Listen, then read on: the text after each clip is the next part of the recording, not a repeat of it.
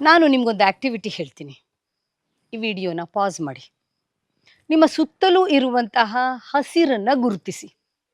ನಿಮ್ಮ ಸುತ್ತಲೂ ಏನೇನು ಹಸಿರು ಬಣ್ಣದ ಕಾಣ್ತಾ ಇದೆ, ಗುರುತಿಸೋಕೆ ಶುರು ಮಾಡಿದ್ರಾ?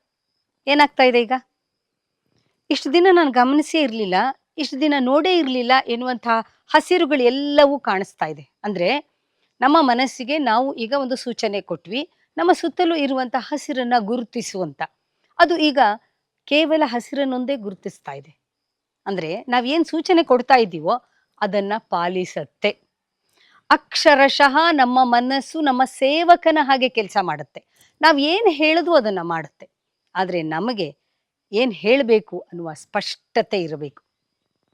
ನಮಗೆ ಸ್ಪಷ್ಟತೆ ಇಲ್ಲದೆ ಹೋದ್ರೆ ನಾವು ಏನನ್ನೂ ಕೂಡ ಮಾಡಲಾರೆವು. ನಮ್ಗೆ ಎಲ್ಲಿಗೆ ಹೋಗ್ಬೇಕು ಅಂತ ಗೊತ್ತಾಗದೆ ಹೋದ್ರೆ ನಾವು ಯಾವ ದಾರಿಯಲ್ಲಿ ನಡೀತೀವಿ? ಸಿಕ್ಕ ದಾರಿಯಲ್ಲಿ ನಡೀತೀವಿ.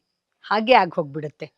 ನಮಗೆ ಏನು ಬೇಕು ಎನ್ನುವ ಸೂಚನೆಯನ್ನ ಮನಸ್ಸಿಗೆ ಕೊಟ್ಟಾಗ, ಮನಸ್ಸು ನಾವು ಕೊಟ್ಟ ಸೂಚನೆಯನ್ನ ಅನುಸರಿಸಿ ಕೆಲಸವನ್ನ ಮಾಡುತ್ತೆ. ಆದ್ರೆ ನಾವೀಗ ಏನಾಗಿದ್ದೀವಿ ಗೊತ್ತಾ?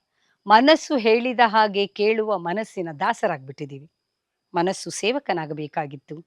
ಆದ್ರೆ ನಾವು ಮನಸ್ಸಿನ ದಾಸರಾಗಿದ್ದೀವಿ.